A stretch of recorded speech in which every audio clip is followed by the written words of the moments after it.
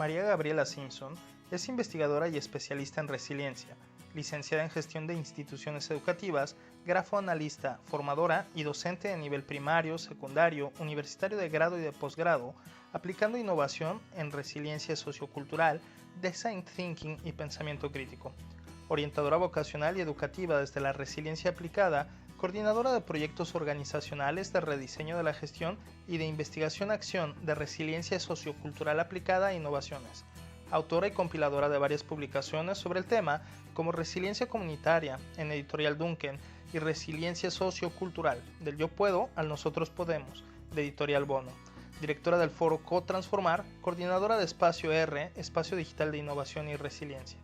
Hoy trabaja en RSC S21, Nueva Resiliencia Sociocultural aplicada en el siglo XXI, y GIRA, Modelo de Gestión Innovadora en Resiliencia Aplicada, proyecto de innovación, investigación, acción, que aplica el nuevo paradigma de la resiliencia, el design thinking y el pensamiento crítico en procesos integrales de gestión, orientación, tutorías y rediseño organizacional. Está produciendo sobre los animales familia como facilitadores de resiliencia, un proyecto de investigación, estudio de caso y un ensayo, zoobiografías, intentando integrar lo que aprende, lo que hace y lo que siente, el afecto y el efecto de los animales. Gracias, María Gabriela Simpson, por estar con nosotros y compartir tus sentipensares resilientes desde Argentina. Bienvenida. María Gabriela, un placer tenerte aquí con nosotros. Muchas gracias por aceptar compartirte un ratito en este espacio. Y pues para empezar, así nada más para empezar, ¿por qué es importante para ti hablar o de qué se trata esto de la resiliencia sociocultural? ¿De qué va? Bien, en principio yo me acerqué a la resiliencia desde la educación, ¿no? Que es mi formación primera, digamos, y mi primer libro, que era de resiliencia en el aula, me fue sacando del aula, en realidad. Y me fue sacando del aula a la escuela, y de la escuela a otros ámbitos, y el libro fue andando, y vieron que a veces las cosas que uno hace tienen vida propia, y no las manejamos, y sino que al contrario, nos manejan a nosotros. Y me fue llevando a otros ámbitos, y dije, esto no es personal solamente. Esto no es bidireccional, persona con persona. Esto va más allá. Y empecé a descubrir espacios, y empecé a querer sistematizarlos, a querer darles formas desde lo conceptual, desde la idea, ¿no? Perdónenme. Y estas cosas cotidianas que en tiempo de pandemia nos pasan, ¿no? Que en las casas empiezan a aparecer y desaparecer personas y personajes. Y animales. Entonces, y animales que era el que se puso inquieta porque vino su dueño adorado. Yeah. Que después, bueno, en algún momento háganme acordar de que toquemos el tema de los animales. Sí, por supuesto. Y entonces empecé como a pensar, dije, pero ¿qué espacios? ¿Y por qué el espacio? ¿Por qué ese escenario? Bueno, y entonces ahí empecé a darle forma a esta idea de usinas de resiliencia. Dije, hay como escenarios que empiezan a abrir como un campo magnético y donde los procesos resilientes empiezan a tomar forma. Y entonces no alcanzaba esto de la resiliencia individual, la resiliencia familiar, la resiliencia en la escuela. Y nosotros teníamos acá en Argentina una conceptualización maravillosa que era la de la resiliencia comunitaria, ¿no? La de Suárez Ojeda, Mabel Muniz, Melillo, mismo Kotliarenko, que le dieron fuerza a esta forma de describir a la resiliencia muy, muy latinoamericana, y que realmente nos dio un lugar importante, ¿no? en el mundo. Y Suárez Ojeda hablaba de resiliencia comunitaria, pero hablaba como de pequeñas comunidades, y yo decía, yo creo que va un poquitito como más allá, como que había otros ingredientes. Y entonces empecé a intentar dibujarlos, darle forma, y bueno, vino toda esta definición de resiliencia sociocultural y descubrir que, bueno, que había factores de resiliencia y que en un armado análogo al de la resiliencia individual, había como pilares, porque bueno, Suárez Ojeda los había descrito muy bien, los pilares de la resiliencia comunitaria, pero él no había descrito la idea análoga de las fuentes de la resiliencia, ¿no? El yo soy, el yo estoy, yo tengo, yo puedo. Y entonces dije, no, y entonces si es el yo, lo tenemos que cambiar por el nosotros. Y entonces pensé en las fuentes socioculturales de la resiliencia, porque dije, entonces, la clave está pasar del yo al nosotros. Y bueno, de ahí vino ese segundo hijo literario que en principio parecía, después cuando vinieron los otros, que los posteriores, este como que siempre quedó como medio, sin ser peyorativos, ¿no? Yo tengo un hermano discapacitado, así que de pronto a veces hablar de discapacidad es como habitual en mi vida, ¿no? Muy familiar. Me es familiar. Mi hermano tiene síndrome de Down, pero en mi casa nunca decíamos que él tenía síndrome de Down. Nosotros decimos hemogólico, y listo, sin eufemismos de ningún tipo, ¿no? Entonces, bueno, yo decía, de mis hijos literarios, este como que salió como el más bobito, porque era el libro que iba por debajo, despacito, no hizo mucho ruido, le costó la cuestión en términos editoriales de ventas y de posicionamientos, pero a la larga, después de 10 años de existencia, tengo que decir que fue el que verdaderamente caminó despacito y como que logró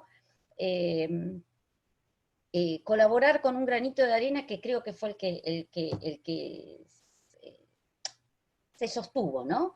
No porque los otros no, pero, y entonces me da mucha satisfacción pensar en esta idea de la resiliencia sociocultural, porque digo, bueno, es como ir avanzando en nuestros conocimientos, en nuestras evoluciones de ideas. Entonces, qué sé yo, bueno, vos, Brenda, sos socióloga y lo sabrás mejor que muchísimo, describir muchísimo mejor que yo. Pero digo, somos animales sociales, ¿no? Y solos, estoy absolutamente segura que solos no podemos hacer nada. Nada. No solamente sobrevivir biológicamente, que de hecho no podemos, sino que no podemos ni siquiera construirnos, ¿no? Construirnos psicológicamente. Entonces ese otro es tan fundamental, es tan fundamental. Y no es el otro, son los otros, porque no nos conformamos con un otro, ¿no? Necesitamos muchos más. Y a medida que vamos consolidando el vínculo con uno, después tiene que aparecer un otro, y después un otro, porque no es mamá sola, tiene que ser papá, y después de papá tienen que venir los pares, y los hermanos, y los amigos, y los superiores, y qué sé yo. Por eso creo que la resiliencia sociocultural es esencial para poder plantearnos esto de cómo superamos o cómo sobrellevamos o cómo pongámosle el verbo que quisiéramos las circunstancias de nuestras vidas, ¿no? Sin nosotros no se puede. Estoy absolutamente segura de eso. Y con esto que comentas me hace pensar que justo este momento histórico es bien interesante porque en otros momentos de la historia con pandemias, como no había otra forma de comunicarse más que cara a cara, ¿no? Al menos en la generalidad, pues teníamos que salir de casa y teníamos que buscar formas de encarar a las personas para comunicarnos. Ahora, gracias a estas tecnologías, no es necesario, no es indispensable, y aunque nos encaremos, realmente no nos encarnamos, porque nos estamos viendo solo la cara, pero no todo el cuerpo, no todo el ser, no todo el lenguaje. Y es un momento histórico que a mí indiscutiblemente me entusiasma y me da ansiedad, y dice un proverbio chino, una maldición de China, que vivas tiempos interesantes. Y estamos viviendo tiempos interesantes, ¿no? O sea, creo que es un tiempo bien interesante donde necesitamos pensarnos justo en esa relación con el otro. ¿Qué pasa con esas relaciones más allá de este cuadrito en el que estamos? ¿Cuándo podemos empezar a volver a tener contacto con el otro sin que nos sea sospechoso, sin que le seamos sospechosos?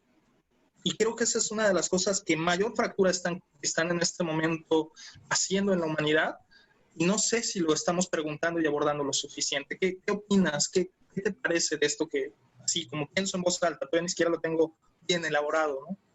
Vos sabés, Fernando, que yo me estoy replanteando mucho qué está pasando en estos momentos en el área específica profesional en la que me estoy moviendo, que es la que me está implicando más el pensar y el repensar, ¿no? Que es la escuela. Y bueno, yo venía muy enojada con la escuela que estábamos viviendo antes de la pandemia. O sea, desde la pandemia hacia atrás venía como muy enojada. Porque en realidad yo decía, bueno, o sea, me posiciono en esto de la escuela para intentar darte una respuesta más generalizada y que por ahí pensemos, ¿no? En una respuesta más generalizada. Entonces yo decía, bueno, antes nos quejábamos de que los chicos estaban en la escuela, pero que estaban corporalmente, pero que no estaban como personas. O sea, vos entrabas al aula, veías a los 45 cuerpos ahí, pero en realidad no podíamos tener un vínculo. Y entonces ahora, bueno, chao, nos vino esto y nos tuvimos que reinventar y tuvimos que digitalizar y virtualizar y todo lo que teníamos que hacer para encontrarnos con nuestros alumnos, ahora también nos cuesta encontrarnos con nuestros alumnos. Ahora yo digo, esto que vos decías, ¿no? En encararnos yo digo, si hace 4 meses atrás éramos incapaces de establecer un vínculo profundo con el otro, porque por ahí tampoco nos veíamos. No, miento, no nos veíamos, no nos mirábamos.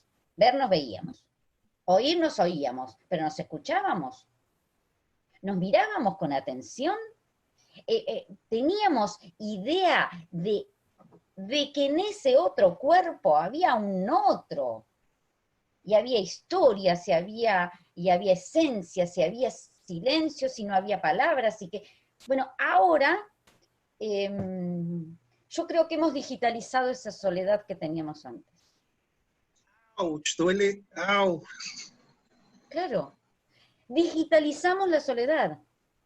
Entonces decimos, bueno, estoy haciendo un Zoom con los chicos,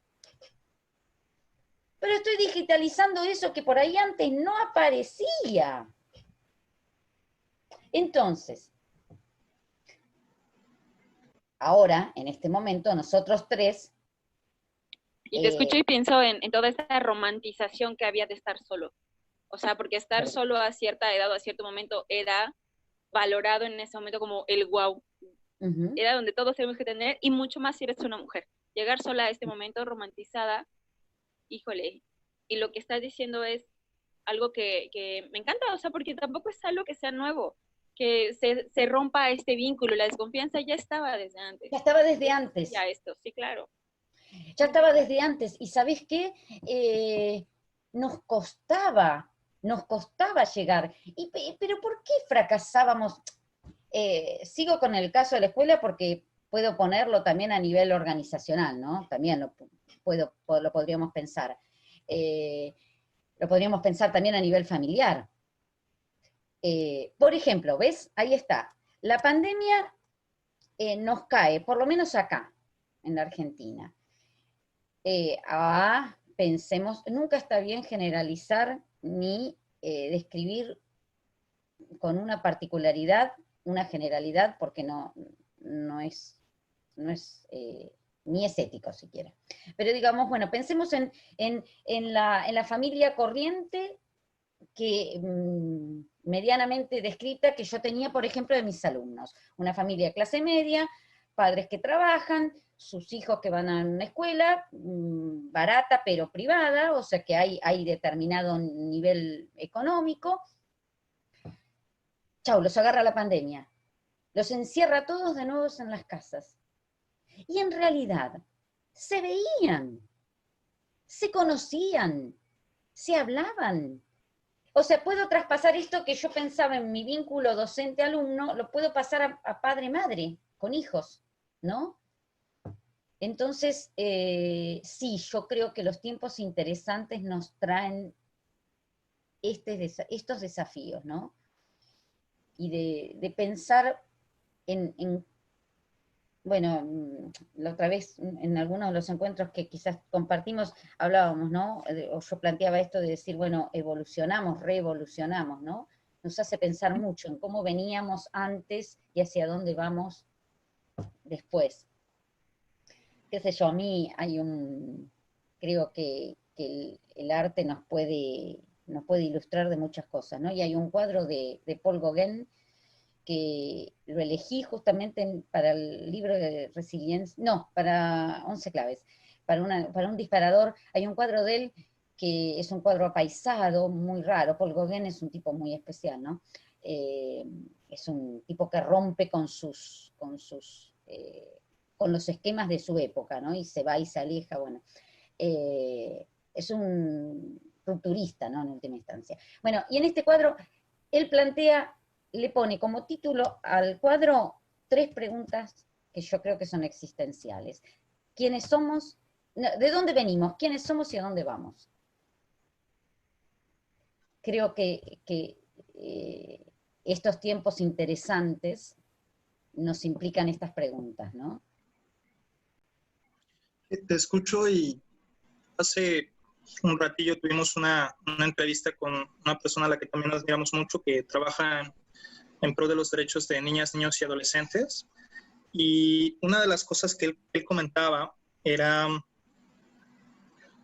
que dentro de los retrocesos que vamos a tener por distintas razones a partir de esta pandemia, por lo que viene, por lo económico y un largo etcétera, desde una mirada esperanzadora, creo yo, lo que yo alcancé a entender es que nos va a tocar replantearnos cosas de la base que no nos habíamos planteado porque ya estábamos como muy adelantados en otras cosas. Más o menos, con otras palabras. Ya después te pasaré la entrevista con él y verás a qué era lo que él decía. Pero pensaba yo y te escuchaba. O sea, mientras te escuchaba, pensaba con esta entrevista con Juan Martín, que la tengo como muy fresca en la mente en este momento, que nos obligó a dejar de tener esta vida social allá afuera, en las calles, en las escuelas, en el barrio, en el centro comercial, en las playas, en los espacios públicos, viajando, y nos hace este confinamiento regresar a mirarnos en la casa, regresar a reconocernos en la casa, a esa persona con la que nos criamos o a quien estamos criando, con quien jugamos en algún momento, si es que tenía hermanos, hermanas, y que nos está obligando a repensar nuestras formas de relación cuando no hay ningún otro sitio del cual escapar. Claro. Cuando no tienes a dónde esconderte más que las paredes, techos y suelo de este espacio en el que estás. Aunque te fugues por esta pantalla, de todos modos los sonidos que están allá siguen siendo los de esta familia con la que estás. Y creo que justo nos confronta con ver el tipo de familias que hemos encarnado y el tipo de familias hacia donde queremos caminar.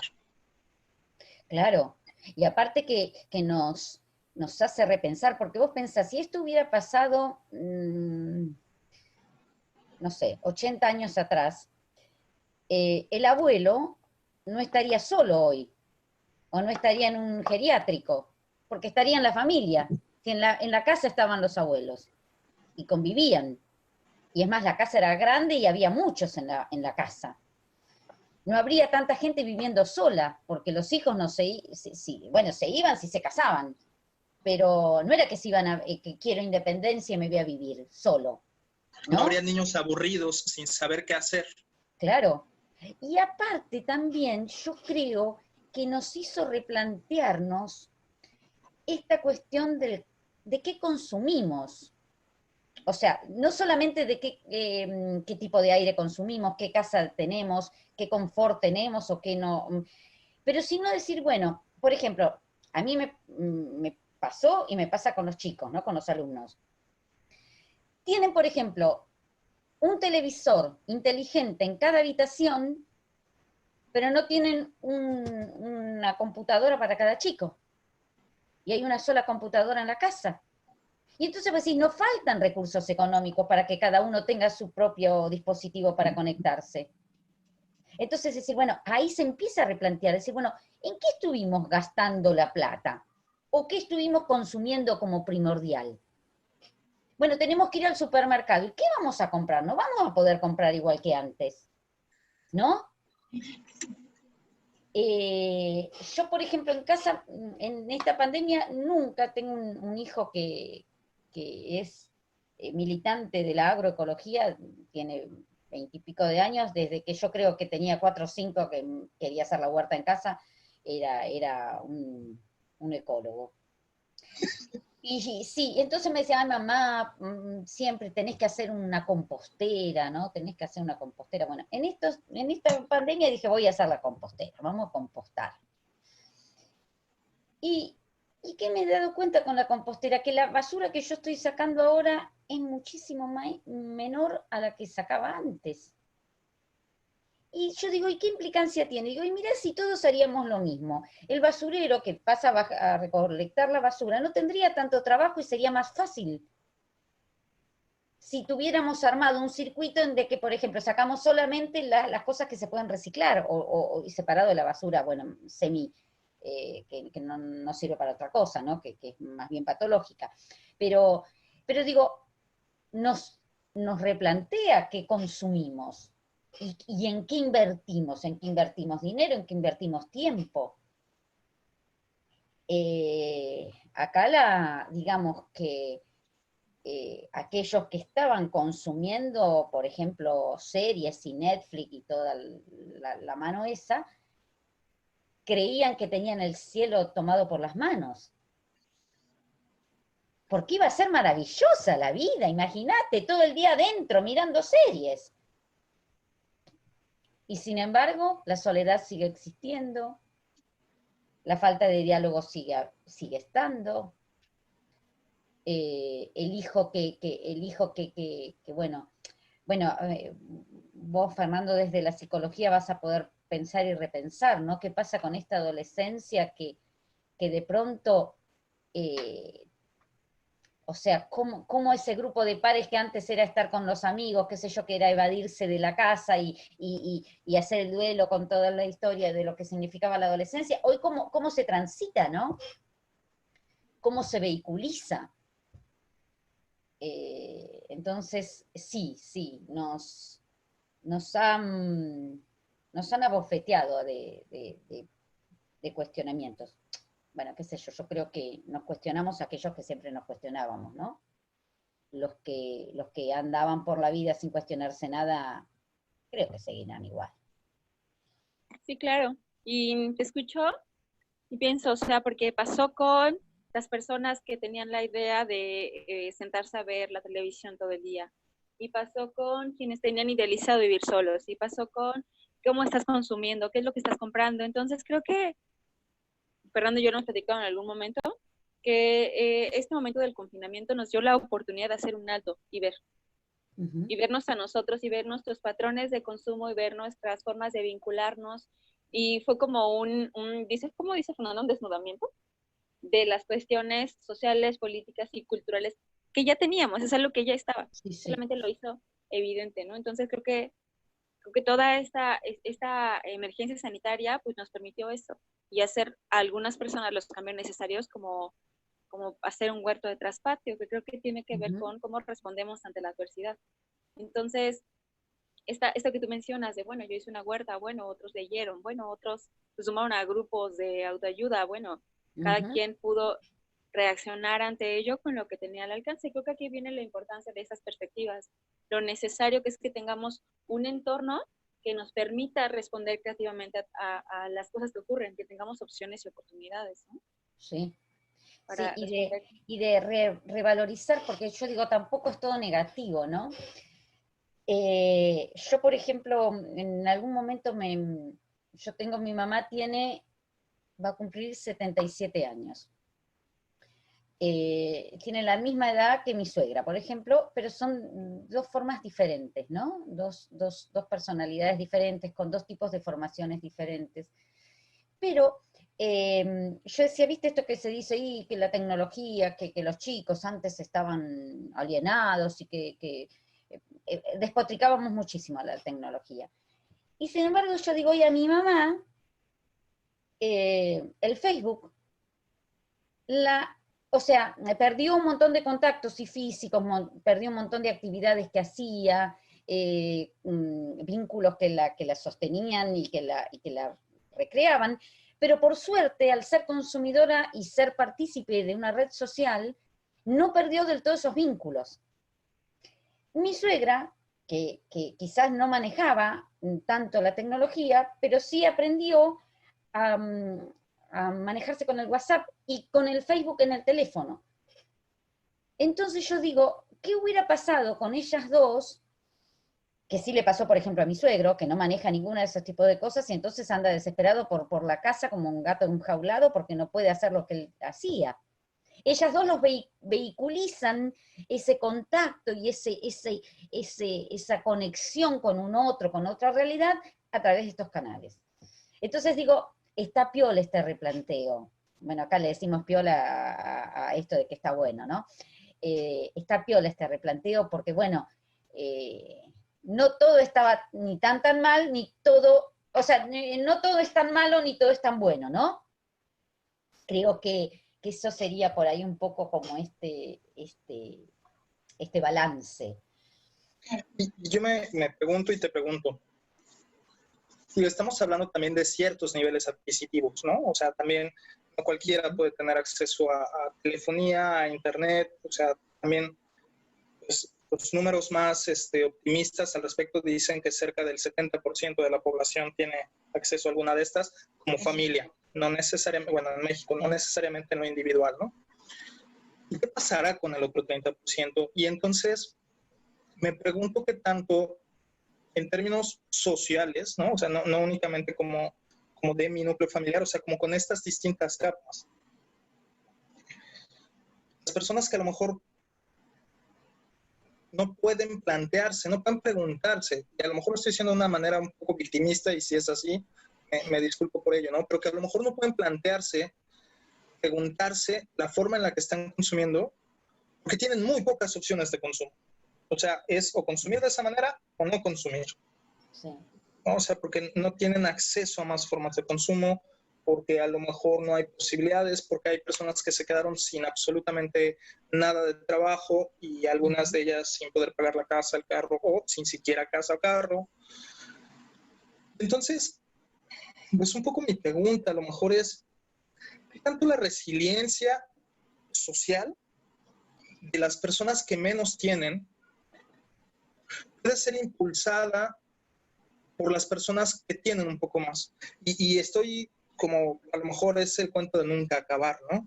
Uh-huh. Pero pregunto no solamente tener en términos materiales, sino a veces en recursos emocionales, en recursos culturales, en recursos educativos, en recursos hasta de vínculo.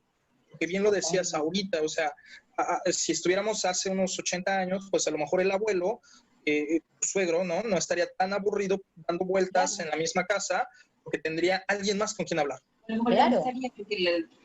Promedio de vida. O a lo mejor ya no estaría porque el promedio de edad de vida era menor, ¿no? Sí, como dice Brenda también desde la estadística, ¿no? Entonces, ¿cómo O sea, a lo mejor? yo creo que también, o sea, un poco como estábamos hablando cuando recién nos encontramos, como que esto como que visibilizó y puso sobre la mesa todo, ¿no? Les cuento una anécdota. Bueno, en función, sigo como moviéndome en el ámbito de la escuela, porque bueno, es el que con el cual estoy. La mayoría de los chicos son chicos que tienen casi todo esto de lo que hablábamos. Pero había el otro día dijeron, bueno, comentaron, bueno, fulano, ¿qué pasa? Aquel no viene, aquel no está, aquel no... Bueno, y fulano de tal, no, dice, están pasando una situación muy complicada. La escuela está cerca de un barrio muy, muy carenciado, ¿no? De lo que nosotros llamamos acá en la Argentina una villa de emergencia. El chico este vive en ese barrio.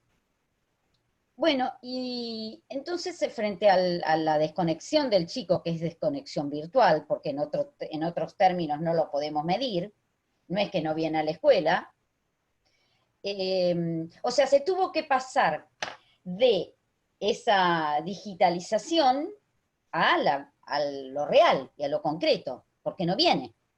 Entonces, fue una de las autoridades de la escuela, fue hasta la casa, bueno, y se da noticia de que la mamá tenía trabajos temporarios, viviendo en ese barrio con esas carencias, que por supuesto no tenía, el único teléfono celular que tenía no tenía conexión porque no podían pagar la conexión. Y bueno, nos movilizamos entre los docentes, armamos toda una cadena, bueno, juntamos comida, juntamos elementos de artística, porque la profesora de artística decía, es muy bueno, es un chico que tiene muchas capacidades. Y entonces se lo llevamos, se lo llevó alguien, uno, el vicedirector. Y es más, hasta uno de los profes hizo una torta, qué sé yo, y se la dio. Y empezaron como no a llover, pero sí a aparecer un montón de mensajes de gente cercana al chico, aparte de la mamá, su madrina, que también era exalumna de la escuela, diciendo, qué bueno esto lo de la escuela. Entonces vos date cuenta cómo este tiempo también nos hace decir, visualizar, que hay otras realidades distintas a estas que vemos por acá, por este cuadradito. Y que tenemos que hacer algo. Que antes, cuando estábamos afuera, también sabíamos que existían. Pero por ejemplo, en este caso, fulano, Ezequiel venía a la escuela todos los días. Y por ahí Ezequiel pasaba por los mismos momentos tristes y de carencias que los que está pasando ahora. Y no una red más amplia que le sostenía. No sé. Claro, porque por ahí estaba como, había otra forma de vincularse. Acá esta soledad, este confinamiento es lo que vos decís. Lo llevó ¿a dónde? ¿A qué espacio? ¿A qué lugar? ¿Cómo se nos...? Claro, Ezequiel se nos desapareció de acá de los cuadritos del Zoom. Claro que también decíamos, o sea, tal vez él ya vivía esta situación desde antes. Claro. Es que, nuevamente, el hecho de que podamos parar, permitió conectar con la persona, porque aunque sabíamos que había desigualdad, que había pobreza, que había carencia, era como difícil verla porque estábamos todo el tiempo corriendo, en lo tuyo, corriendo, hazlo para acá. Y como frenamos, fue más fácil que pudiéramos conectar con lo otro, y más en un momento en el que se vulneraba la vida misma, tu manada, había riesgo de muerte, y ver al otro y pensar, si está sufriendo, lo voy a ayudar. Y entonces ese tipo de acciones sociales y comunitarias para acompañarnos y ayudarnos comenzaron a ser más notorias y a emerger. Yo comparto, yo doy, yo tengo, yo doy. Entonces, creo que también una de las cosas maravillosas que nos dio espacio fue en lo emergente, en lo urgente, cómo te apoyo a ti para que puedas sostenerte. Y fue en todo el mundo, lo he escuchado en por lo menos los 3 continentes en los que hemos tenido contacto. Ha pasado lo mismo. Entonces, pues también nos hermana, al final. Y ahí como también empiezan a emerger, ¿no? Estas cuestiones que estaban, qué sé yo, por ejemplo, acá estalló el tema de las cárceles en algún momento como tema de titular de diario, ¿no? Pero yo digo, pero ¿cuándo se dieron cuenta que existían las cárceles superpobladas? ¿Cuándo? Ahora. Tienen hasta documentales. Claro. Hasta que a morir, ¿no? Y que en Italia pasó lo mismo, y en parte de Europa pasó lo mismo, pero con las instituciones para personas de la tercera edad. Claro. Y notas que nos dicen que yo recuerdo esa nota que ni la quise abrir nada más de ver el encabezado, hasta me dan ganas de llorar de recordarlo. En un asilo se murieron más de 70 ancianos porque las personas que les cuidaban, por miedo al contagio, dejaron de ir a cuidarles. Claro. Claro. O sea, que creo que nuevamente, ¿no? O sea, desnuda un montón de cosas esta situación. Tanto las partes bien luminosas como las partes bien dolorosas, y que así como pones este ejemplo fabuloso de Ezequiel, gracias, pues también yo tengo como casos muy específicos de algunas escuelas particulares acá en Playa. No está, repruébalo.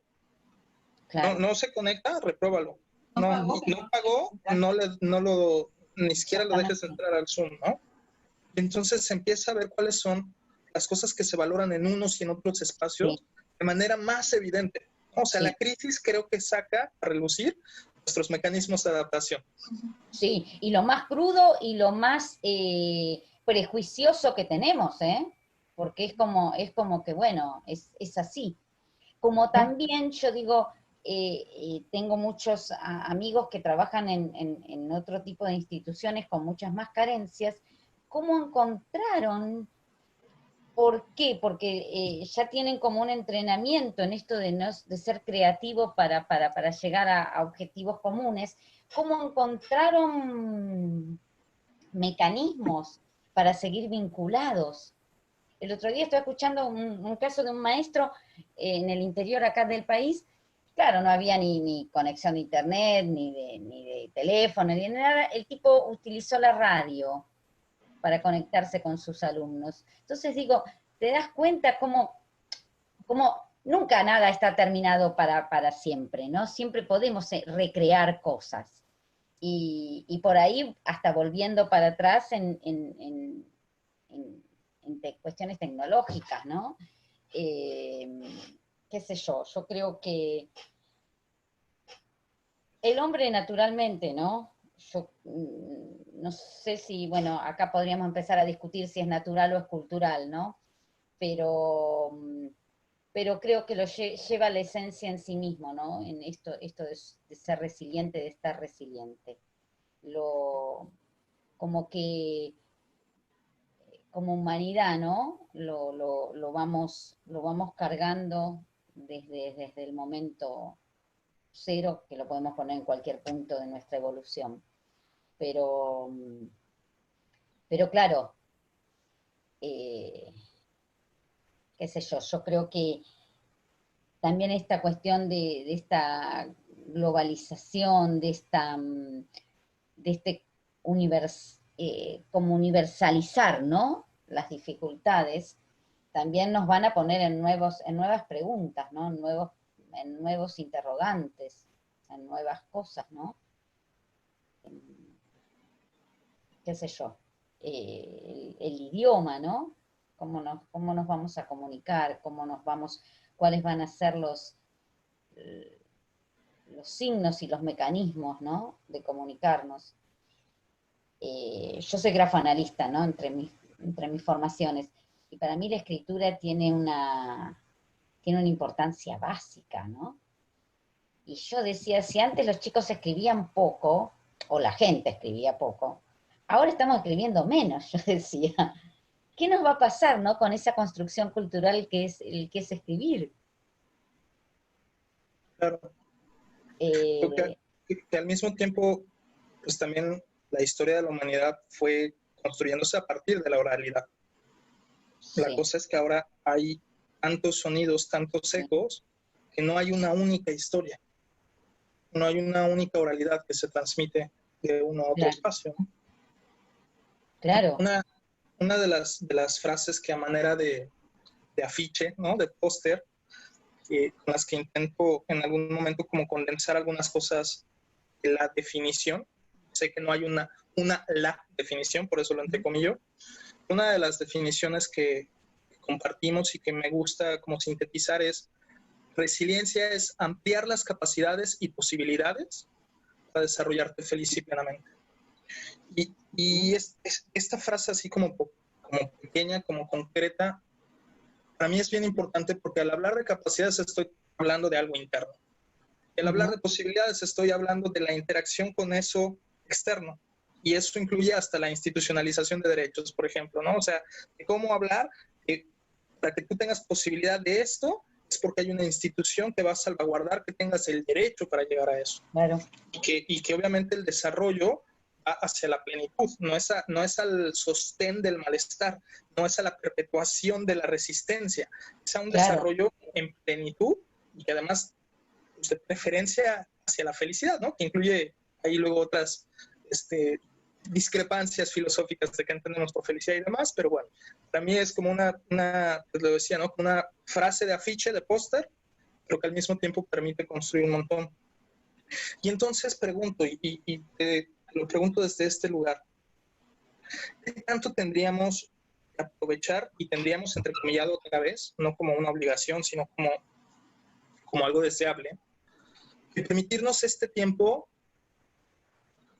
para confrontar a los ídolos, confrontar a los dioses, como para permitirnos preguntarnos estas grandes verdades que hemos construido hasta este momento y poder hablarlas, a lo mejor aunque sea a través de esta pantallita, para poder replantearnos, ya no solamente entre nosotros, sino como comunidad, si esto es a lo que queremos regresar o no.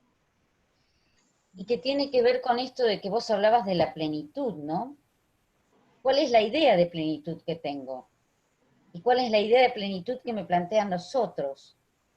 O las imposiciones sociales o culturales, ¿no? Si mi plenitud es tener... 3 carros, 5 casas y 25 viajes al año. Y vos date cuenta que acá ahora no te sirven para nada, acá saldría una argentinada muy grande, decir, bueno, te lo metes en el... Corto. Sí. Claro, vos date cuenta que hasta no te sirven ni los 5 televisores tan inteligentes que tenés, porque la soledad no. Y tu plenitud. Entonces decir, claro, es como, y cómo plantear, ¿no? También estas construcciones que hacemos y que se pueden ir ampliando, ¿no? Decir, bueno, ¿cuál es mi plenitud personal? ¿Cuál es mi plenitud personal? ¿Cuál es en función de estos dioses que tengo, de estos ídolos, de estos parámetros que tengo? Si son elegidos, si no son elegidos, si son voluntarios. ¿Cuál es la plenitud como pareja? ¿Cómo es mi plenitud como familia? ¿Cuál va a ser nuestra felicidad? ¿No? ¿A qué le vamos a llamar? Porque... Y ir más allá también después decir, bueno, ¿a qué llamamos bienestar común, por ejemplo? Estuve por haciendo una tutoría de un trabajo académico, estuve en contacto con toda la conceptualización de la economía del bien común, ¿no? Y me pareció ideal para cruzarla con resiliencia, con un montón de cosas. Bueno, me dispararon un montón de cosas. Sí, claro. Y es más, tienen una matriz, la matriz del bien común, es una matriz que es un cuadro de doble entrada, y tiene como, o sea, en la columna tiene los grupos de interés, sería como una matriz como para medir si las acciones de una organización son generadoras o no del bien común. Brillante, brillante, brillante. Y en las columnas, o sea, en las filas están los grupos de interés, o sea, que serían aquellos protagonistas de ese proceso, y en las columnas están valores, ¿no? Los valores fundamentales que la economía del bien común plantea. Y yo decía, uniéndolo con esto que vos decías, me hizo acordar a eso, decir, bueno, a ver, ¿cuál es nuestra plenitud o nuestra idea de desarrollo de bienestar social con estas comunidades que tenemos, ¿no? Se acaba todo en que yo tenga en mi casa todas esas comodidades y tenga los 4 coches metidos en el garage de lujo y que sirvan para mucho.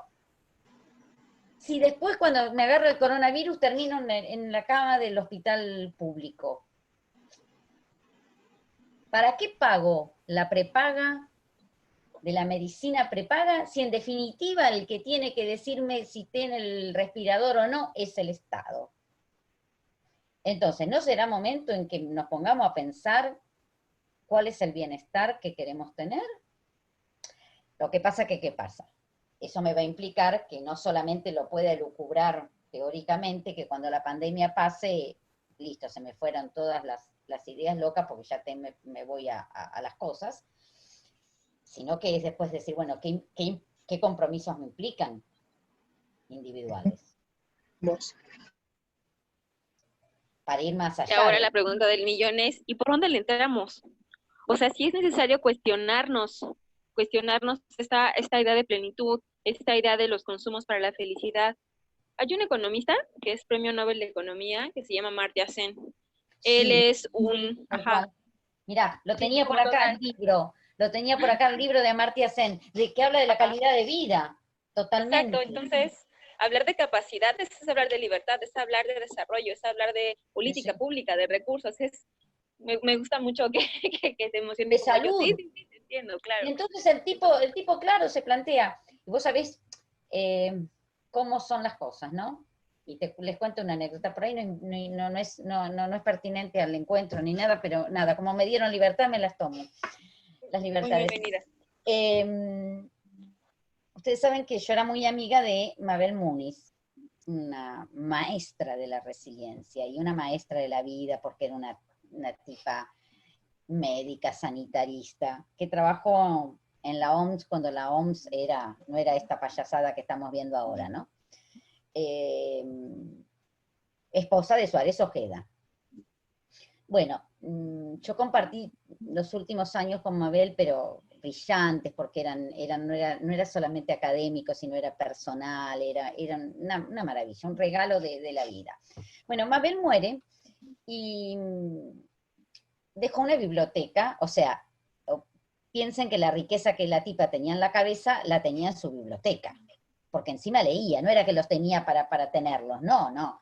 Bueno, entonces la hija dijo, los hijos dijeron, encárguense ustedes, se lo dejaron a la que fue su secretaria privada también amiga mía, me dijo, mira Gabriela, están los libros de Mabel, vení a casa a elegirte los que quieras llevarte. De algunos que habían quedado, porque los hijos se habían llevado algunos. Bueno, y yo voy con mi hija, que se estaba por ir a España a hacer un máster. Y bueno, libro va, libro viene, yo dije, este lo quiero, el otro lo quiero, porque aparte estaban escritos por ella, con marcas de ella en los libros, nada, que era riquísimo eso, con señalamientos, ¿no? Bueno, y apareció un libro gordo, grande, que ahora acá no lo tengo porque lo estoy leyendo allá, La calidad de vida de Marta no sé cuánto y de Marta 100, ¿no? Y mi hija lo agarra y dice, yo quiero este, mamá. Pero viste como los chicos, como una chica grande, ya tiene 20 y pico de años. Yo quiero este, mamá. Bueno, agárratelo, llévatelo. Este es para vos. Bueno, se estaba yendo a España, iba a hacer el máster era en desarrollo y co-desarrollo local, sostenible. Perfecto. Divino. Bueno, estaba acá haciendo la valija y Amartya se empezaba mucho, porque era un libraco gordo así. Entonces me dice, mamá, lo dejo el libro, no me lo puedo llevar. Bueno, quedó el libro. Se pone a estudiar, qué sé yo, y me manda un día un audio y me dice, ay mamá, dice, necesito que me confirmes algo, bueno, pues siempre aparte de madre tutora, bueno, una bibliografía, qué sé yo, porque estoy viendo, es este economista, qué sé yo. Entonces le digo, Ludmila, ¿sabés quién es? No, es el autor del libro que vos te trajiste de Mabel. Así que, ¿a qué voy con esto? Que yo digo, ¿cómo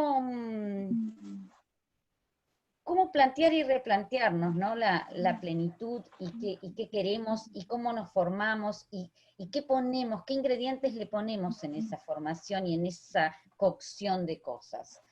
Va a haber elementos eventuales, accidentales, que se nos aparezcan en las vidas, como es el haberte cruzado, por ejemplo, con alguien grandioso, así como fue Mabel, como María Angélica, pero por ahí te vienen por un libro, por un profesor, por una entrevista, por una cosa casi como azarosa que pasa por tu vida, ¿no? Y eso me trae a relacionarlo con la idea de tutores de resiliencia, del cual Cyrulnik tanto hablaba, de los explícitos y los implícitos, ¿no? Entonces decía, algunos, los explícitos van a ser aquellos que van a asumir el rol de decir, bueno, yo soy tu tutor de resiliencia. Y lo asumo con compromiso, lo asumo con conciencia. Pero también va a haber otros que asuman ese rol inconscientemente y sin saberlo. Y te enteraste. Y sin enterarse. Entonces, creo que parte de ese tejido social y de ese entretejido que nos puede garantizar una salida es justamente en que existan esos nexos y esos vínculos sociales. La desintegración social, el aislamiento, el separatismo, el unos por un lado y otros por el otro, no va a hacernos resilientes. Porque es un poco lo que vos decías, Fernando, antes. Aquel que tiene más capacidad de resiliencia es como el agua fría y el agua caliente. En algún momento se van a cruzar y nos van a entibiar. Sí, la caliente va a dejar de ser caliente y la fría va a dejar de ser fría. Vamos a llegar a un tibio, por ahí no es el mejor ejemplo, pero para la tibieza y los grises y, bueno, hasta cuestiones religiosas, ¿no? Que decía Jesucristo que serán escupidos los tibios, no sé cómo era la cuestión. Pero voy a esto, a que mis capacidades, esas capacidades de las cuales vos hablabas en esta definición de afiche, que van a ser potencialidades en tanto y en cuanto el contexto y mi escenario me las potencien y me las permitan, van a poder iluminar capacidades de un otro. En tanto y en cuanto tengamos esos nexos y esos vínculos sociales. Y por eso la importancia de rescatarlos y tejerlos y abrirlos y fomentarlos y sostenerlos en momentos de tanta soledad digital y digitalizada. Exactamente. Porque además... Porque a mí para mí es un cuento este que me van a decir, que estoy escuchando, de estas vamos a salir mejores. Es un cuento, porque si es malo, va a ser malo esencialmente, y por quedarse solo en la casa, no se va a contagiar de coronavirus, pero su maldad no va a desaparecer, no me lo digan. Porque a lo mejor después de lavarse tanto las manos y ponerse tanto gel antibacterial, se le deslava la mano. Por ahí. Pero si el sistema era perverso, no va a dejar de ser perverso para que para que las cosas sigan como pretenden que sigan, ¿no? Se va a adaptar.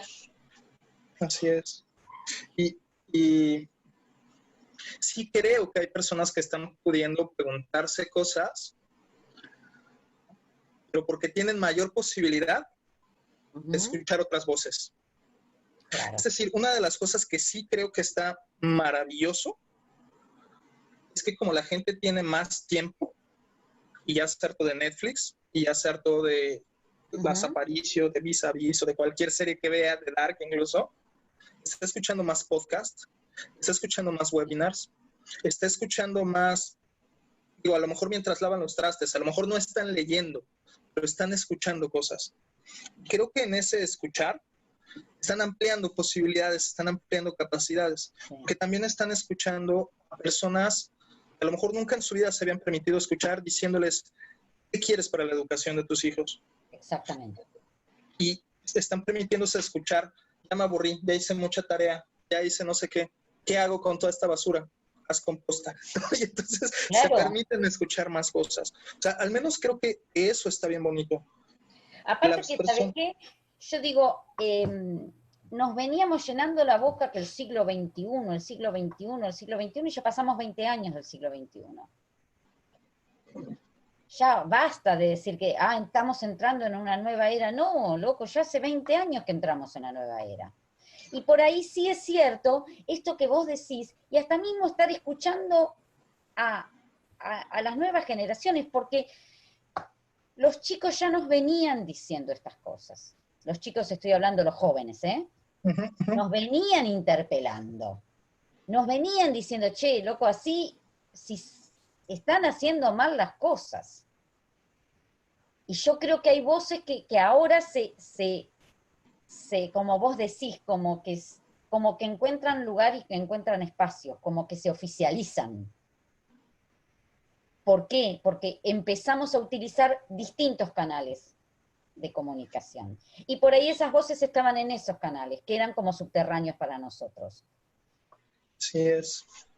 Fíjate que voy a decir con todas las letras y sin pena, bueno, tal vez un poquito de pena, pero este proyecto que tenemos y que te agradezco mucho que estés acá, de Sentir Pensares Resilientes, también es una forma de obligarnos, Brenda y yo, a escucharnos y a escucharnos. Porque también un poco en este rollo, en esta idea de promover la resiliencia y de acompañar a otras personas en sus procesos y etcétera, una de las cosas que hicimos en mayo fue un desafío de 30 días de resiliencia. No era más que el pretexto para juntar a gente que sabíamos que se sentía sola, dolida, asustada, con incertidumbre, con miedo, en un espacio virtual. Y sinceramente, desde mi persona, también para yo tener el sentido, o sea, el sentido de vida, de diariamente estar aportando algo a un grupo determinado. Que también en mi situación laboral, todo se descompuso, se desestructuró, pacientes dejaron de asistir, o sea, todo se desestructuró y fue una forma hasta de yo estructurarme, decir, durante 30 días, diariamente, voy a tener un video, que lo voy a subir para que lo vea quien lo vea y de preferencia que quien lo vea tenga alguien más con quien platicar. Y vamos a ir construyendo diálogo, y vamos construyendo comunidad, aunque sea virtual, en estos espacios. Y a mí me gustó mucho los resultados, ¿no? Y a la gente en general le gustó los resultados y platicamos y hay una comunidad que se está creando, interesante, con reflexiones y demás. Pero en este andar y en este compartir, también para mí fue, necesito volver a escuchar a otras personas. Pero no escucharlas en el webinar, ¿no? Escucharlas aquí. Vamos a hablar.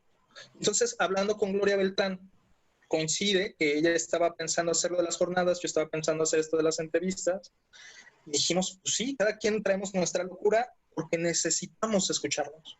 Sí. Necesitamos escucharnos, y a mí me encanta escucharte, o sea, cuando te he leído, me encanta leerte, y escucharte creo que me gusta un poquito más. Bueno, mi gran dificultad fue siempre trasladar a la escritura esto que era oralidad, ¿no? Quien era un poco mi editor, el doctor Lavaqué, que es psiquiatra, psicólogo, bueno, un tipo muy, muy formado, un hombre grande ya, siempre me decía, Gabriela, no podés escribir como hablas. Hablas muy bien, pero no podés escribir como hablas. Sé que fue un desafío muy grande. La oralidad, yo creo que la palabra tiene... cuando te escuchaba, pensaba en una palabra que me gusta mucho, que creo que no tiene que pasar de moda, que es lo sagrado, ¿no? Vos hablabas de dar tiempo, de dar espacios, de brindarle al otro, y esas cosas es lo sagrado de las tareas que tenemos. Y cuando descubrimos lo sagrado de la tarea que tenemos, sea cual fuere la tarea, ¿sí? Sea ser docente, sea ser, no sé, psicólogo, gobernante o basurero. Porque si vos entendés que lo tuyo es sagrado, no te podría decir en qué va más allá de lo religioso, ¿no? Lo trascendente. Es lo trascendente. Yo creo que si vos, o sea, si nosotros tres hoy acá hubiéramos venido a hablar, como decimos acá, de la boca para afuera, lo que digamos va a ser palabra vacía. O sea, si lo que yo hago, hablar, escribir, orientar, tutoriar o lo que fuere, no lo hago, o ser mamá, por ejemplo, no lo hago siendo consciente de lo sagrado de mi hacer, el otro tampoco lo visualiza y tampoco lo percibe.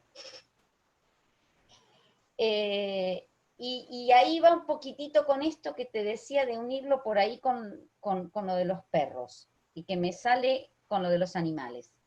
Y que es una cuestión que creo bueno, que es muy psicoanalítica, ¿no? Esto de pensar en el eros y en el tánatos, ¿no? Que nos están moviendo.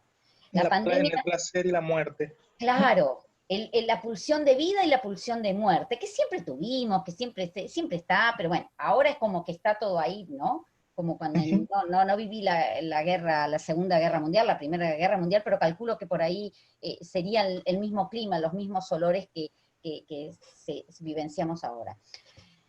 Y digo, indudablemente tenemos que conectarnos, eso que vos decías, dimos 30 días para la resiliencia, ese dar generoso, es dar conexiones de vida. Dar conexiones de vida desde lo sagrado y desde lo trascendental. Y vos me dirás, ¿qué tiene que ver esto? Viene a mezclar acá lo de los perros con todo esto.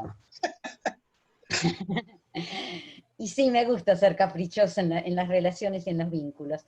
Perdón, antes de que digas, te estoqué un poquito en Facebook para buscar la foto que íbamos a poner en el afiche, o sea, como en el calendario y demás. Sí. Y casualmente la foto que escogí fue una que tienes con un perro. Porque Sí. te transmite ese amor, ese vínculo que tienes con los perros. Y bueno, al rato te la enseñaré para que nos la autorices. Pero sí, justamente lo vi en esas fotos, ¿no? Ese amor, ese contacto. ¿Sabes qué pasa? Y Fernando y Brenda, y les agradezco, y bueno, acá por ahí vienen cuestiones que son personales, ¿no? No creo que haya persona que no haya pasado por situaciones difíciles en la vida. Ninguna. Pero también, como creo que no hay ninguna persona que no haya pasado por situaciones adversas, también creo que no hay persona que no haya tenido a alguien que lo haya conectado con la vida. Y creo fundamentalmente que los perros particularmente, o las mascotas, porque yo también he tenido pájaros como mascotas que me han conectado con la vida y han sido la salvaguarda en momentos dolorosísimos. Todas las fotos que pueda haber públicas mías con mis perros tienen que ver con perros que fueron fuente de vida en momentos difíciles, ¿sí? Y en esos momentos difíciles puede ser un factor facilitador el que uno tenga más o menos herramientas conceptuales o intelectuales para leer las situaciones, pero creo que si falta esa cuestión afectiva y de conexión con esta pulsión de vida, uno no sirve nada intelectual que lo suplante. Y mis perros han sido claves en mi vida. Lola, la que es blanca y negra, que es la que está acá ahora, yo tengo una deuda pendiente con estas cuestiones de los haceres, ¿no? Siempre amé los perros, y bueno, siempre quise hacer terapia con perros. Bueno, cuando me decido y digo, bueno, ahora voy a adoptar un perro para hacer terapia con perros. Yo tenía un perro atorrante, chiquito, así que era más malo, que no podía hacer terapia con nadie, con él, porque era imposible. Entonces digo, bueno, vamos a adoptar un cachorro para prepararlo para hacer terapia. 2013. Adoptó a Lola, marzo, Lola nació en febrero, marzo, abril la traigo, abril, mayo me detectan cáncer. Me tienen que operar, 2 operaciones de cáncer, útero y mama, quimio, rayos, bueno, todo un año atendiendo a las cuestiones oncológicas. O sea que Lola pasó a ser solamente mi perro de terapia. Bueno, nada, es Lola mi perro de terapia. No fue para otros.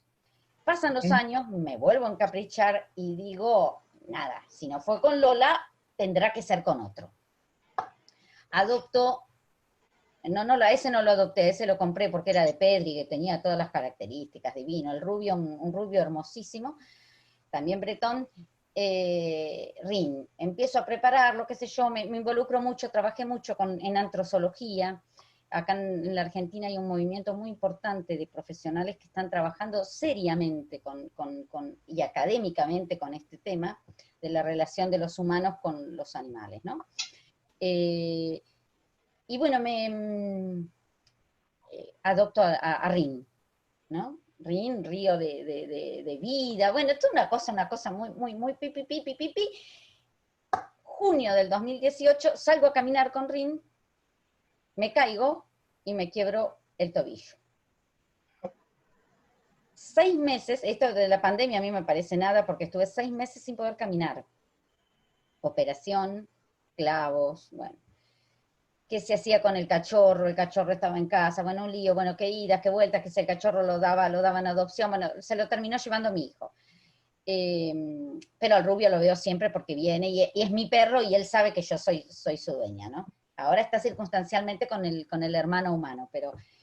¿y qué te quiero decir esto? Vos decís, y bueno, la vida no siempre se te da como vos querés, o como vos la pensás, o como vos la planificás, qué sé yo.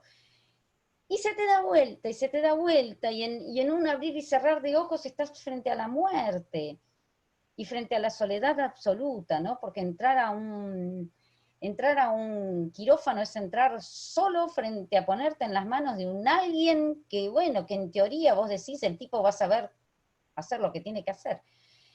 Pero es la muerte misma. Y más allá de esas cuestiones que son corporales y son de dolor, implican un dolor espiritual y un dolor afectivo. Y si no tenés esa conexión con la vida de algún tipo, te vas, ¿eh? Te vas. Y no es que te vas porque te vas a morir, por ahí quedás vivo y salís de la cuestión biológica. Pero si no saliste diferente, nada. O sea, vos podés atravesar una situación. Vamos a pasar la pandemia. Bueno, listo, la vamos a pasar, pero ¿y cómo vamos a hacer? Nos sacamos una foto antes y después de la pandemia. Y bueno, me va a implicar un cambio. Me va a una reconfiguración de quién soy. Y qué quiero, y cuál es mi plenitud, y cuál es mi felicidad, y cuáles son mis capacidades, cuáles son mis potencialidades, y cómo es mi entorno. Y no me gusta el entorno que tengo, y bueno, y yo no habré hecho todo lo que tenía que haber hecho para que este entorno fuera de otra manera. El tango a los argentinos nos inunda, ¿no? Y somos terriblemente melancólicos, y todo está mal, y todo es terrible, y la mujer se Queman fue. el dulce de leche. Sí, tenemos el dulce de leche, ¿ves? Para poner un poco de dulzura. Sí, cuando una paciente argentina me dijo esa frase, me cayó por completo la sensación claro. corporal de decir, qué vida, caramba. Los placeres de la vida, porque uno puede estar muy triste, muy melancólico, habrá un vaso de vino en una mesa, una soledad terrible, pero en la heladera si hay un poco de dulce de leche, uno va y cucharea y listo. No sé. Les derivé la cosa a cuestiones que por ahí no sé si eran pertinentes para el encuentro, pero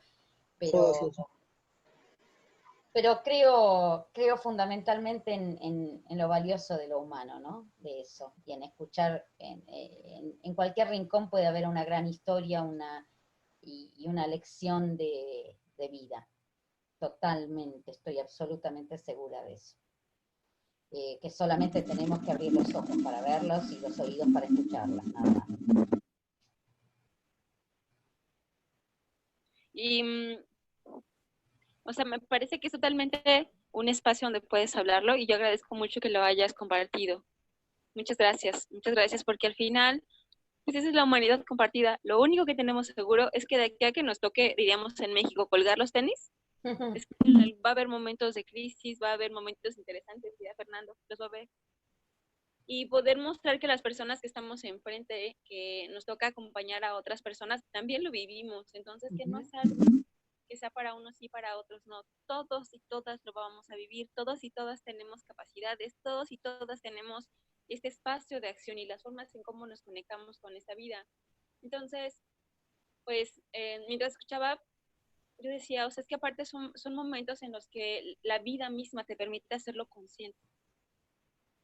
Pasar por la conciencia, el para qué estoy aquí, el que sigue, ¿no? Que tu vida tenga un sentido y que incluso eso pase por el cuerpo y pues yo me pregunto, ¿cuál es nuestro desafío? ¿Qué es lo que sigue para que podamos nosotros y nosotras poder abrir estos espacios de conciencia, de reflexión a otras personas para que se lo pregunten en este momento? ¿Por dónde le entramos? ¿Tú qué me dices? ¿Por dónde le empezamos? ¿Dónde le empiezo? Qué sé yo. También yo creo que tiene que ver mucho con el momento, y es redundante decir momento temporal, ¿no? Pero el recorte temporal en el que uno está. Yo ahora voy a cumplir 55 años y sabés que empiezo a sentir que algunas de las cosas que uno piensa que tienen sentido hacer y que por dónde entrar, no sé si es por ahí. Y me lo replanteo, digo, porque uno empieza a jugar con dos factores que creo que son fundamentales, ¿no? Yo creo que todo lo que tiene que ver con la física y la química nos dan explicaciones de lo humano, ¿no? ¿Y qué tiene que ver esto? Porque yo digo, esos dos elementos fundamentales son el espacio y el tiempo, ¿no? Esa vieja fórmula de velocidad que era espacio sobre tiempo, no es muy fuerte, pero bueno, la velocidad justamente es la relación en la que, cómo relaciono el tiempo y el espacio. Y entonces yo digo, ¿por dónde le entro a esto? Y entonces después me aparece la otra pregunta, ¿estaré en el espacio que tengo que estar? ¿Estaré en el lugar donde tengo que estar?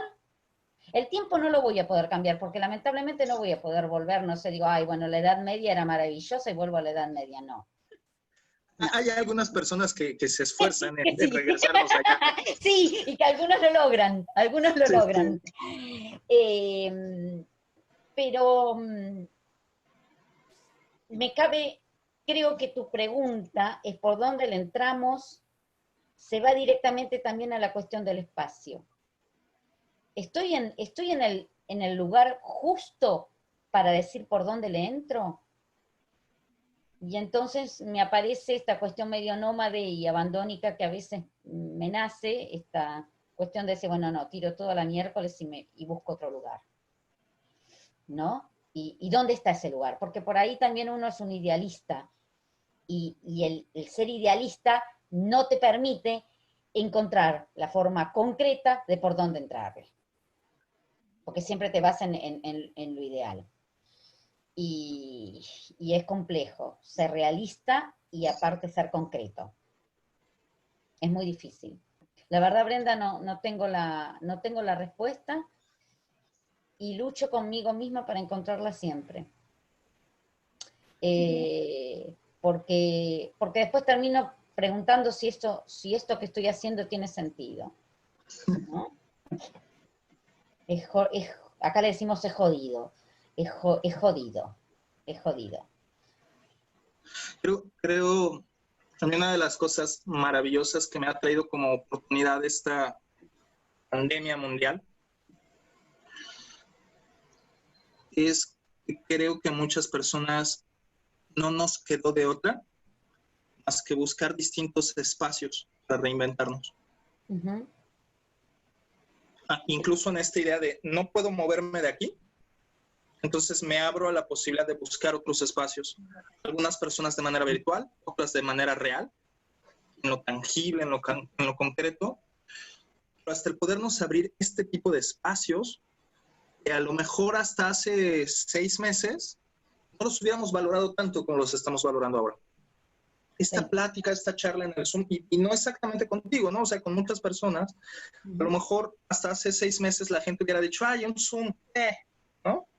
Uh-huh. Ajá, pero ahora nos permite, creo yo, que incluso tejer la intimidad aún en este espacio virtual.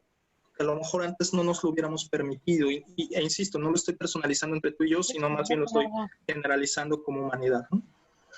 Creo que eso es a mí una de las cosas que me ha traído como de mucha oportunidad, de mucho aprendizaje, esto, ¿no? El que nos hayan arrinconado nuestra casa. Uh-huh. Y me pregunto, y esa es como la curiosidad que tengo, ¿qué va a pasar cuando podamos salir? Esta intimidad que hemos construido con otras personas a la distancia, ¿podremos reconstruirla con el vecino? ¿Podremos reconstruirla con la otra persona que no conocemos o que apenas conocemos tras el cubrebocas? ¿Cómo le llaman ustedes? Barbijo. Exacto. Un compañero mío de la escuela, un tipo muy capaz, hiper inteligente hasta emocionalmente, la otra vez me decía: Gabriela, tengo miedo de volverme antisocial. Porque, ¿y si me quedo como en este reducto y cuando tenga que encontrar cara a cara a las personas, ¿no? Sí, creo que va a ser todo un tema, porque estamos deseando, ¿no? Como esta cuestión de los abrazos, de la cercanía, pero creo que el máximo desafío va a ser cómo abrazamos a ese otro desconocido, ¿no? A ese otro, cómo nos vinculamos con ese otro, porque por ahí, bueno, yo cuando lo vea a mi hijo, después de 6 meses de no verlo, seguramente que nos vamos a abrazar y ni me lo voy a plantear. Pero ¿qué me va a pasar, por ejemplo, con este chico Ezequiel cuando lo vea? ¿Me entendés? Sí, todo muy lindo, pero ¿correré a abrazarlo, Ezequiel? ¿O Ezequiel tendrá esta libertad de venir a decirme: ay, profe, qué bueno vernos? Claro, y yo voy a admitir en voz alta, una de las 2 personas fuera de mi círculo familiar que he abrazado en los últimos 90 días, una persona que está en situación ahorita de vulnerabilidad económica, está fuera de su país, está viviendo violencia de pareja, están en una escalada, no tienen suficientes recursos económicos. Entonces, pues parte de lo que pudimos hacer en algún momento fue apoyar, gestionar algún tipo de apoyo. Y con todo el amor del mundo fuimos, se lo entregamos, Brenda y yo. Y, ay, ¿nos abrazamos o no nos abrazamos? ¿No? O sea, ¿cuál es la etiqueta? ¿Qué carajos tenemos que hacer? Te descuido si te abrazo. Te descuido si no te abrazo, pero te descuido si te abrazo, ¿no? Y te cuido si te abrazo, pero también te cuido si no te abrazo. Entonces, ¿cuál cuidado es el mejor? ¿Cuál descuido es el peor? Y pues a ella creo que se lo preguntó un poco menos y le valió madre si me abrazó. Claro. pero al mismo tiempo fue un abrazo como de, ay, ¿no? O sea, como de beso robado de la secundaria, ¿no? Así de, ¿no? Lo mismo así como en abrazo. Y fue como, ay, güey, o sea, me faltó un poco más de abrazo, me faltó un poco menos de contacto, o sea, porque quedó en medio, ¿no? O sea, quedó en medio. Vos sabés que en mi casa, mi marido es el que sale a trabajar, porque, bueno, está en la industria alimenticia, entonces es una de las esenciales, y no dejó de trabajar. Sí limitó, por supuesto, todos los contactos, ¿no? Y hay cuestiones que son inevitables de que se den. Y él me dice: vos sabés que ya no es más lo mismo. No es más el mismo contacto, porque uno tiene un montón de barreras, y hay clientes que va a ver con los cuales tienen una relación más que de clientes, más bien de amigos. Y dice: ¿y sabés que siento como que hay una cuestión de ser ajenos? No sé cómo se llama, si es ajenidad, no sé si será así la palabra, pero como que hay el distanciamiento social existe, ¿no? Y bueno, ¿qué nos va a pasar, ¿no? Con este distanciamiento social que se convierte en un distanciamiento afectivo? Claro, y que además, justo, ¿no? Como terminando la anécdota, una vez que se fue y que me subí al carro, pensé, ¿qué tengo que hacer? O sea, me higienizo, me limpio la ropa, me lavo. ¿O es mala onda? O es mala onda, espero que se vaya, o me tengo que lavar las manos inmediatamente. Y es una cuestión que en los talleres que hacemos para escuela para papás y mamás, que también han mudado a lo virtual, justo en una parte concreta lo planteo de esta manera. Necesitamos tener las conversaciones incómodas. Claro. Las conversaciones incómodas con nuestros hijos, con nuestras hijas, incluyen explicarles, porque lo pongo así como, ¿cómo le explico? Que somos sospechosos. ¿Cómo le explico que las otras personas son sospechosas? Sí. Necesitamos tener estas conversaciones en casa. ¿Y qué hacemos? ¿Qué puedo hacer yo para sentirme cómodo abrazando a otra persona? ¿De qué manera? Y si mi familia se sentiría bien, segura, si yo abrazo a otra persona. Entonces, ¿cómo tenemos que hacer todo esta discusión y hablar de cosas que antes no hablábamos? Porque no tenía que preguntarle a mi familia antes si abrazo o no a otra persona, a menos que hubiera celotipia en la familia, ¿no? Pero ya es otro rollo. Pero justo eso, ¿no? ¿Qué hago? Como dice Brenda, ¿te cuido más cuando te abrazo o cuando no te abrazo? Aparte, vos pensá cuántas situaciones esenciales se resolvían con un abrazo. Nosotros en algún momento, acá en las escuelas, cuando se empezó con la locura de esto del abuso infantil y demás, que es una locura que existe, y es una locura por lo que se hace en pos de evitarlo, ¿no? Se empezaron a poner cámaras en las escuelas y en las aulas, ¿no? Y yo estaba en una escuela en ese momento que no tenía cámaras en el aula, y sí tenía cámaras en los pasillos. Y tenía un 6º grado, o sea, chicos de 11, 12 años, ¿no? Que estaban terminando la primaria. Y una etapa muy especial en la cual el chico por ahí se te aparecía vulnerable y se te largaba a llorar, y era preciso abrazarlo. Y yo lo abrazaba. Claro, pero entonces decía que, por ejemplo, ¿qué iba a hacer? Iba y lo abrazaba en el pasillo de la escuela, para que quede registrado por las cámaras, que lo estaba abrazando. Sí. ¿Por qué? Porque en primer lugar, no quería que me juzguen porque no lo hubiera abrazado, ¿me entendés? Entonces digo, ¿cómo vamos a resolver eso? Tengo una amiga que es directora en un jardín de infantes, y me dice, ¿cómo pienso el jardín de infantes con distanciamiento social? Si el nene viene a UPA a UPA es acá hacia agarrarlo, ¿no? En el regazo. Viene a UPA de la maestra. Un nene de 3 años vive a UPA de la maestra. Y no él solo, los 25, los 30 que tenés. Así es. En una escuela, para papás también me decía, es que una familia, ¿no? Me decía, es que ¿cómo le explico a mi hija, cuando regresen a la escuela, cómo le explico a mi hija que ya no le puede dar de su sándwich a su amiguita? Claro. Y cuando se lo dije, o sea, cuando le dije a mi hija, oye, es que ya no le vas a poder compartir de tu sándwich a tu amiguita, mi hija me contestó, pero es que mami, ella a veces no lleva de comer y va sin desayunar. Claro, claro. Totalmente, totalmente. No sé cómo terminaremos. Uno va viendo el futuro por televisión y no siempre el futuro que se ven en otros lugares es el futuro que nos va a tocar a nosotros, ¿no? Pero uno, qué sé yo, ve en Europa la gente yendo a las playas y vos decís, sí, bueno, entre comillas, la nueva normalidad, y que qué sé yo, y como que todo el mundo dejó y basta, ¿no? Y digo, ¿qué nos pasará, no? ¿Qué nos pasará a nosotros? ¿Qué pasará después acá? ¿Qué nos pasará a nosotros? Y bueno, no, la verdad que no lo podemos saber. Pero bueno,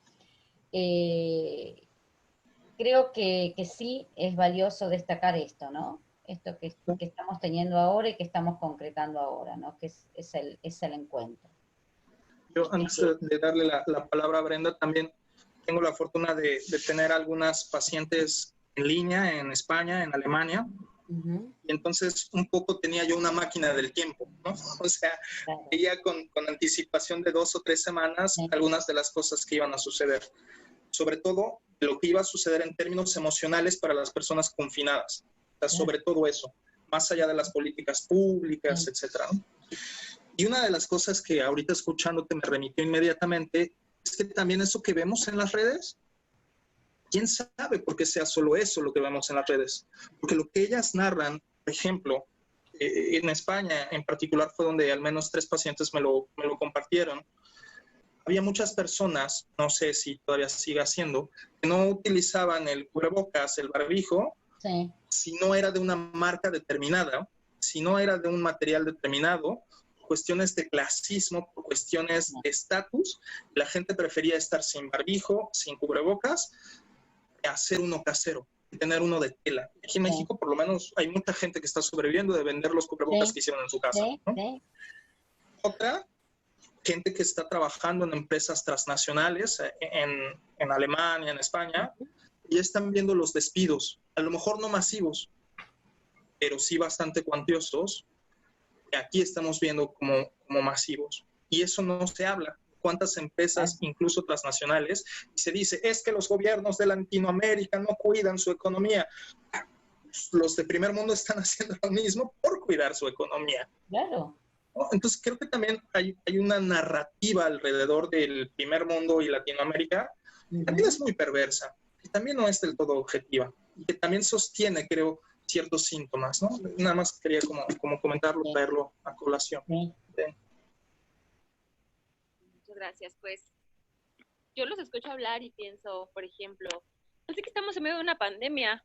O sea, nadie sabe qué va a pasar mañana. Todo el mundo está como a ver qué ocurre, incluso las instancias de gobierno. Entonces, pues representó también para a esta instancia estructural institucional lo mismo que a nivel individual, hacer visible lo que ya venía ocurriendo. Entonces, pues si el Estado no puede hacer nada para detener los despidos, pues no, porque no es un lugar donde el Estado ahora tenga poder, ya no. Del 80 a la fecha, del 84 a la fecha en México, ese poder se perdió. Entonces, pues también es como si esta pandemia quisiera poner sobre la mesa la posibilidad de regresar a prácticas del anterior, de anteriores años, donde el Estado tenía fuerza, donde nosotros teníamos otra actividad, donde salías a la calle a jugar con otros niños, donde tenías vínculos más fuertes con la comunidad.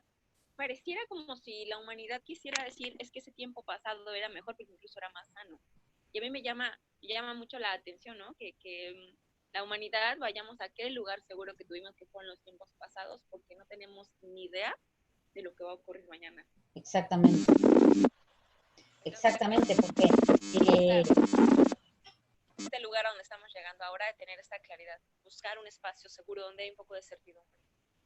Sí. Sí, aparte esto de también de cómo empiezan, cómo uno empieza a cuidar esos lugares seguros que cree tener, ¿no? Que son seguros, porque acá en la Argentina está pasando, por ejemplo, los pequeños pueblos, comunidades que no tienen casos de coronavirus, se cierran y no permitan que entre nadie, porque bueno, porque estamos cuidados, qué sé yo, y empiezan a aparecer estas cuestiones de violencia, ¿no?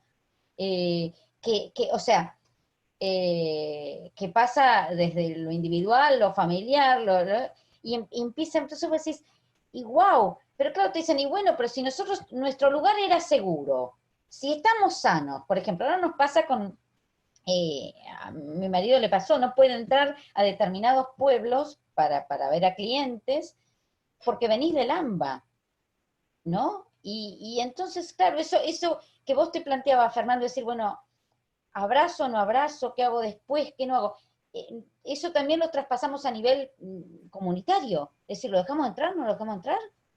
Y si nosotros estamos bien, y encima, porque esos lugares que eran pequeños, que son pequeños, verdaderamente tienen esa calidad de vida, que es un poco lo que vos decías, Brenda, que como que quedaron en el tiempo y como que rescatan esa vida a la que quisiéramos llegar todos, ¿no? De una aldea cuasi idílica. Y entonces empieza a aparecer todo eso, y bueno, pero si ustedes son millones y millones y viven ahí llenos de todos juntos, y claro, ¿viste? Empieza a replantearse eso de cómo es el espacio este en el que vivimos y cómo vamos a armar comunidad, ¿no? Y cómo vamos a pensar nuestras comunidades, cómo van a ser las instituciones. Yo ya no creo que las instituciones puedan seguir siendo las mismas. Qué sé yo, no. A nivel educativo creo que bueno, que si estábamos en el siglo XX con una escuela pensada en el siglo XIX, con chicos del siglo XXI, y ahora digitalizamos esa soledad, y vamos a volver de nuevo a María Montessori a pensar que a la nueva escuela. Si no la pudimos hacer ni en el siglo XIX, ni en el siglo XX, y en el siglo XXI estábamos luchando con no querer reconocer a los ciudadanos del siglo XXI que nos estaban diciendo, che, escúchenme, ya pasaron 20 años, ¿no? Es complejo porque esta falta de... Vieron, lo decía Stefan Van Istendal, ¿no? Esto de la promesa de la esperanza en resiliencia, y volviéndolo a unir con resiliencia. Y había otro autor que siempre se me escapa, en el libro Resistir y Rehacerse, el de Manció, había alguien que hablaba de esta cuestión de la promesa esperanzadora que le tenemos que dar a nuestras futuras generaciones, ¿no? ¿Cómo podemos pensar que nuestros jóvenes tengan ganas de vivir si no podemos garantizarles de que hay un futuro adelante y que ellos lo van a poder construir y que van a tener la libertad de hacerlo y que van a tener que prepararse para hacerlo y que van a poder hacerlo verdaderamente? Esto de las capacidades y las potencialidades que hablábamos antes, ¿no? Tal cual, creo que es así. En tanto y en cuanto yo le dé el poder a una persona, el poder de que es capaz, de modificar algo de su realidad o de por lo menos entenderla y transformarla si puede y transformarse si no puede, ¿no? Creo que por ahí está la clave, ¿no? Es decir, por ahí no vamos a poder transformar la realidad, pero sí nos tenemos que transformar nosotros para vivir en esa realidad. Pero no transformarnos para olvidarnos de lo que somos, sino para llevar a nuestra esencia a un nuevo formato. Y ahí es donde yo creo en esto de la reevolución. Tenemos que volver a sentir que nuestra esencia sigue presente con nuevas formas, porque indudablemente la realidad nos va llevando a nuevas formas. Y para ir cerrando un poco y ir cerrando esto, ¿no? O sea, hoy, porque obviamente esto se abre y seguimos mucho, ¿no? Pero también como agradeciendo tu tiempo y pues también respetando los tiempos de descanso y de familia. Escuchaba y lo pensaba un poco desde mi coraje, ¿no? Desde la fuerza motora, transformadora. Si no puedo transformar la realidad, me toca transformarme a mí para tener la fuerza para transformar la realidad, para que haya justicia social. Sí. O sea, creo que es un poco también lo que de pronto creo que nos hace falta poner un poco de énfasis, ¿no? Que hay realidades que no podemos transformar porque no nos hemos transformado. Pero una vez que nos transformemos, podremos transformar esas realidades para que no sean opresoras para otras personas también. Creo que por ahí. Sí, creo que es eso, ¿no? Y un poco, el otro día releía en el texto de la revista, ¿no? En la que participé con ustedes, que era justamente Coraje y Justicia, era ese número. Y entonces hablábamos de esto, ¿no? Claro, este mundo es injusto, ¿no? Uno siempre dice, y bueno, pero claro, es esto que vos decís, en algún momento es preciso mi coraje de transformación, quizás para que la transformación venga en otros tiempos y en otras dimensiones que por ahí yo no las vea visibles hoy, ¿no? O que no parecen posibles hoy.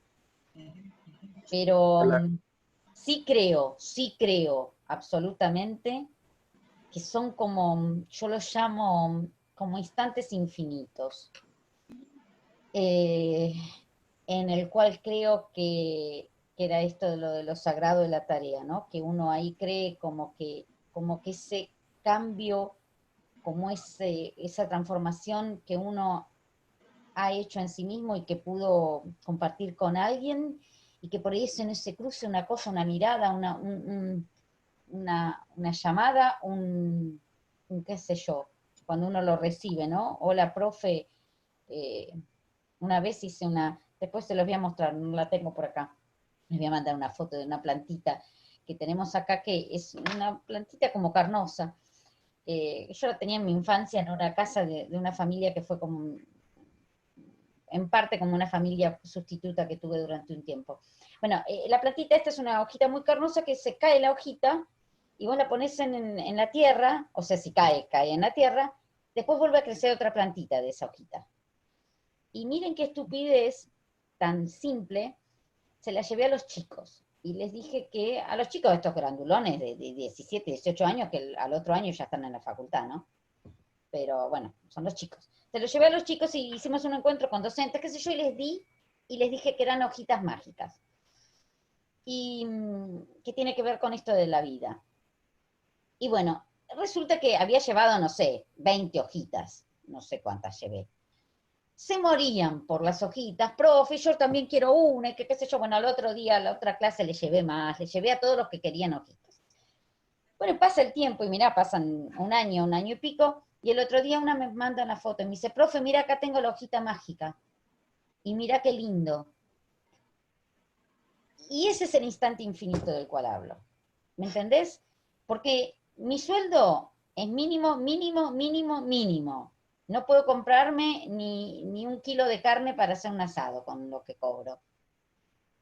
Pero ese instante infinito, ¿quién me lo quita? ¿No? Si pienso que hice las cosas sabiendo que era algo sagrado. Gracias.